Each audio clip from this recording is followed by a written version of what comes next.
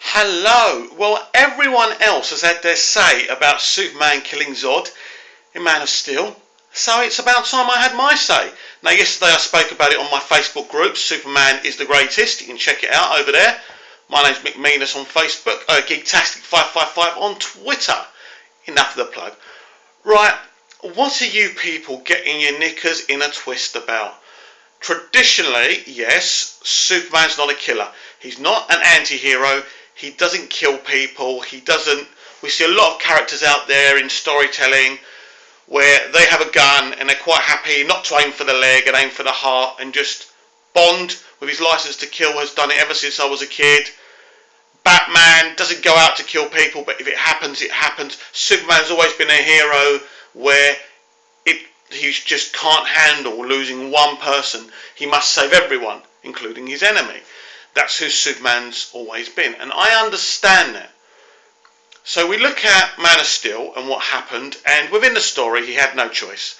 Zod was determined to make Superman kill him. It's as simple as that. That's what he wanted to do, and Superman, within the story, had to do it. Now your says, what you're saying is, why did David S. Goyer insist on Superman having to do this?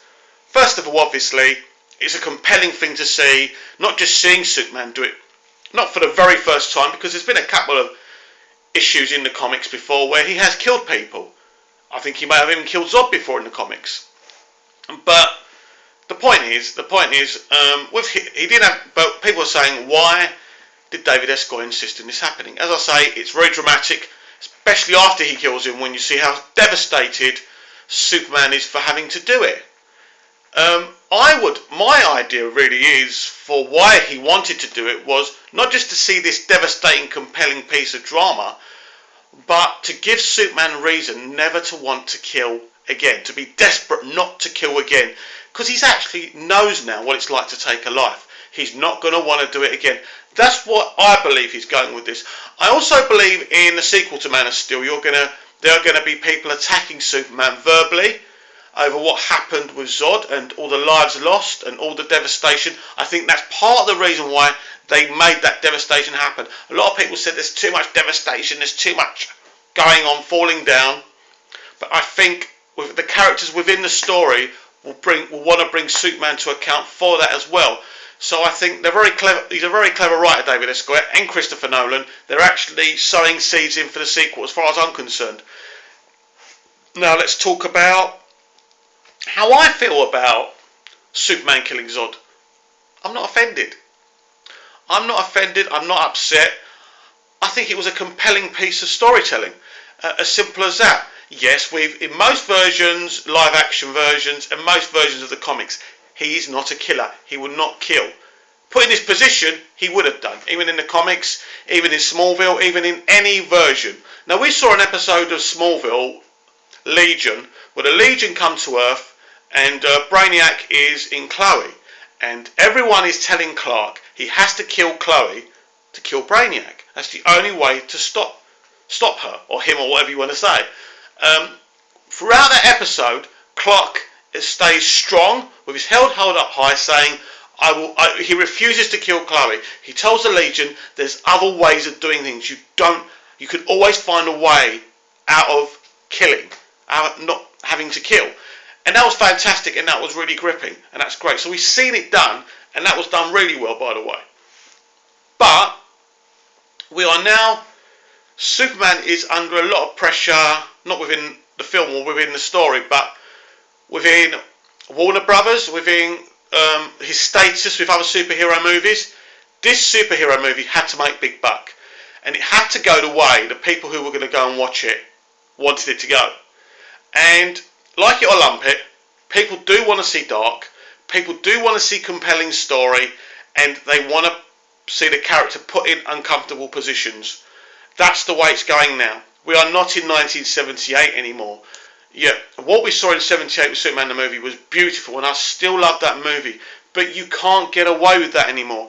Bryan Singer tried to do that, tried to stay loyal to that, because he loved the movie, and so many people wanted to keep Superman clean. But even he had an element of darkness in that movie, and still people didn't embrace the movie. People are done with the Richard Donner era of Superman, of that apple pie, the twinkle in the tooth, that era is gone. People want to see their heroes getting their hands dirty, and even if you're part of the solution, your hands are never going to be clean. The reason those buildings are falling down, because in reality, that kind of war, that kind of battle, that's what would happen. It looks fantastic. I don't care. I don't care that there was so much devastation. I loved watching it, but a lot of people were offended by it. Or is it just? I think this is another problem with Superman. And it doesn't seem to happen so much with the other characters, although people always nitpick. There does seem to be a lot of nitpicking. Whatever you do with Superman, there's always one element of the fandom that's not happy. I will say this to you. This version of Superman is not going anywhere. It's been successful. It's made over 400 grand in 10-11 days. Whatever people say, that's a massive success. It's not going anywhere. This movie is where the Justice League movies will be born, where the other character movies will be born, where future Superman films will be born, and where the Batman character will stem from. So this is their restart. You can see Warner Brothers making massive decisions ever since, really, the end of Smallville. They've made the decision with DC, and Warner did the decision with the New 52. So that was a new broom sweeping clean from the beginning. Man of Steel, obviously. Now their division from Legendary Pictures. This is not a tragedy. This is not that's happened. This is not something that's happened because Warner Brothers didn't want it to happen. Warner Brothers are going in a new, clean direction. They want to do things properly. They're not messing about anymore. They've seen the amazing stuff Marvel Studios have done in Disney with the Marvel films. Now it's time for Warner's to stand up and to be counted and to make Superman the success and put him on top of all the other heroes. And now he is. There's no question about it. Everyone I know that's gone to see this movie has no issue whatsoever. So who are the nitpickers? Why are they so upset about... Look, I understand why people might be upset about Superman killing Zod. But you've got to look at it like this. In most superhero movies, when the solution happens and the villain's caught or dealt with, to me, it's anticlimactical. I remember the Avengers. Brilliant movie, really enjoyable. How did they stop Loki? Well, in the end, the Hulk just walks into Tony Stark's house, bashes him about a few times, and then he's caught. And you're thinking, well, if he could do that, why didn't he do that an hour ago? This is the problem. And you think, it doesn't ring true. He's caught. Thor's going to take him back to where they come from. I've always got that planet name on the top of my head, but at the moment I can't remember it. I'm sure you'll put it down below. You good people, you love correcting me, don't you? Anyway, so my point is, most of the time I think about so many superhero movies where the heroes are caught in such a silly way. Even going back to Superman the movie. You know, they're there in the underground layer. Superman just dumps them, in the jail, and that's it. Now, it's okay. It makes kind of sense. He's just gone back there and grabbed them. But, slightly anticlimactical. The way Zod and Ursa and Non are defeated in Superman 2. It's a great fight. It goes on for a right length of time. It's exciting. It's not over too quick. But then when they lose their powers and Superman just throws them, or whatever he does when he throws Zod, and he falls down at the bottom of the fortress, well, where have they gone? Where are they? They're at the bottom of the fortress. What happens to them? Are they laying unconscious at the bottom of the fortress? Is there an abyss under there? We don't know. We don't know what actually happened. As a kid, I just thought they were going to live in the fortress, or we were just kept in jail in the fortress. Some people say that's them dying. But we don't actually know what happened at the end of Superman 2 to them, because they go somewhere where we don't see where they're going. They've gone somewhere under the fortress, as I said.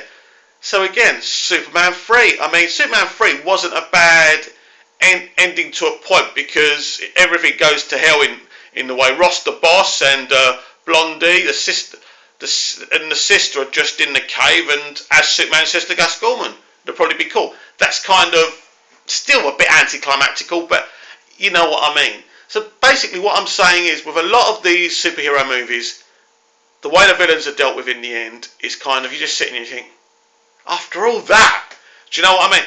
But with Man of Steel, the villain got a proper ending. We saw how he was dealt with. We could see he was an amazing an amazing villain, a strong villain, an intimidating villain that wasn't going to be stopped only by one way. He was only going to be stopped by one way. There was no other way of stopping him. The only way you can stop him is by killing him. If you just grab Zod, if Superman just grabs Zod in the end and chucks him in some beam in the Phantom Zone, it's naff. And they, you think, well, all that bravado for 2 hours and 10 minutes, and that's how he's caught. But as the character says to him, either you die or I die, it was fantastic. It was the only way to stop him. I understand that people keep on thinking about the Donner movie and the other versions of Superman, but we must live in the now. We must always treasure what's happened in the past in the comic books and in the movies, but we must remember we're now. And now we want to see believable things. We want it to make sense. And the way Zod was dealt with was absolutely fantastic. That's my take. Please let me know what you think. We'll speak again. I hope so. Maybe you don't. Oh, come on. Talk to me. See ya.